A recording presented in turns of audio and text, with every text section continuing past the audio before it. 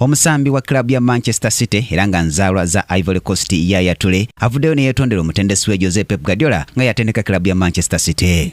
Yaya Toure okwetonda kiddirira omutendesi we Pep Guardiola okuvayo n'ategeeza nga bw'atagenda kumukombya ku mupiira gwonna okuggyako nga amaze okumwetondera olw'ebyo kitunzi we Sereku bye yamwogerako. Gye buvuddeko kitunzi wa Yaya Toure amanyiddwa nga Sereku yavayo n'ategeeza bannamawulire nti si musanyufu n'ekikolwa ky'omutendesi Pep Guardiola okuleka omusambi we ku lukala lw'abasambi abasamba ekikopo ky'amakirabu ganaggwa mu Bulaaya ate ng'akyalina endagaano ne kirabu eno. Sereku era yayongera n'ategeeza nti endagaano y'omusambi we ne kirabu ya Manchester City eraga nti alina okufuna emitwalo gya paundi 20 buli wiiki era ng'egwako omwezi gw'omukaaga omwaka ogujja n'olw'ensonga eyo talaba lwaki mutendesi amutuuza katebe. Sereku yayongera n'ategeeza nti kino kiva olw'omusambi we kuba musambi w'amaanyi era nga alina likodi nnyingi eri kirabu ssaako n'ensi ye eya Ivory Coast.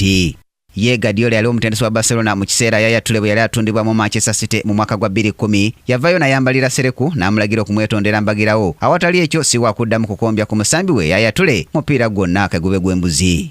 Yaya Toure ebigambo bye ategeezezza nga bwe yeetondedde omutendesi Guardiola olw'ebigambo kitunzi we Sereku bye yayogera era ne yeetondera abakungu ba kilabu ba Manchester City wamu n'abawagizi. Abasabye okwerabira byonna ebibaddewo wabula essira balisse ku kilabu era bawangula ebikopo nti kuba ye ebirowoozo bye byonna kati abitadde ku kilabu ye eya Manchester City. Yaya Toure aweza egy'obukulu 33 era nga yakalondebwa ng'omusambi asinze basambi banne ku ssemazinga Africa emirundi enamirambirira. Atebedde kilabu ya Manchester City goolo 75 mu mipiira 267 gy'abasambidde. Yagula obukadde bwa paundi obwa $24 bwe yali ava mu Barcelona okwegatta ku kilabu eno ya Manchester City mwaka gwa 2010 era nga bwangulidde ebikopo 2 ebya liigi n'ebikopo bya League Cup 2 birambirira.